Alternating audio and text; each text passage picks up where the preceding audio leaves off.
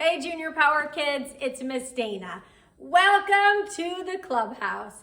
I am so happy to have you here today to hear a story from my very favorite book called the Bible. That's right. And whose book is the Bible?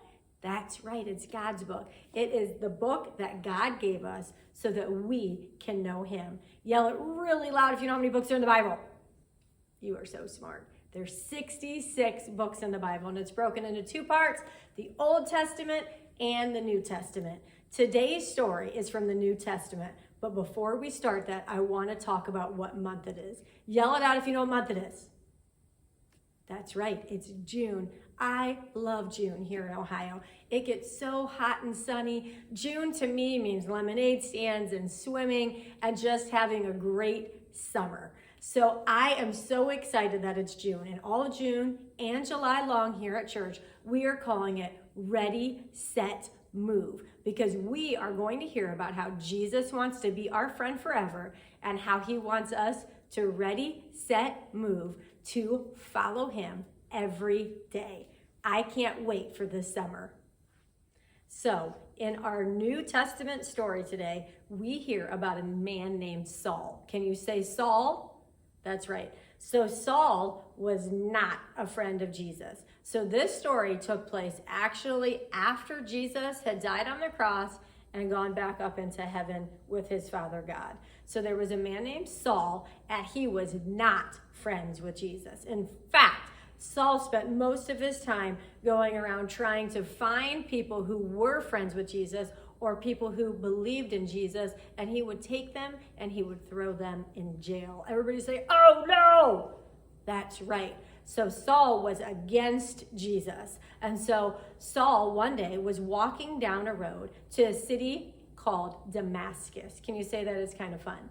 Damascus. So as he was on his way there to get some people that followed Jesus and throw them in jail, by the way, something amazing happened. So he was walking down the road. Everybody act like you're walking down the road. He was walking down the road when all of a sudden a bright light from heaven shone all around him. It was so bright that Saul fell to his knees. And then he heard a voice from heaven. And it said, "Saul, Saul, why are you against me?" Do you think Saul was so surprised? Everybody show me your surprised face. Super surprised. Who do you think was talking to Saul? Very good guess. It was Jesus. Jesus was saying, "Saul, Saul, why are you against me?" And then he told Saul to get up and go into a city and wait for further instructions. He was going to tell him what to do.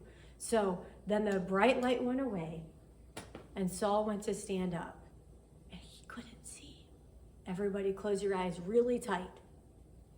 When Saul got up, after the bright light went away, he couldn't see anything. His eyes didn't work anymore. He was blind.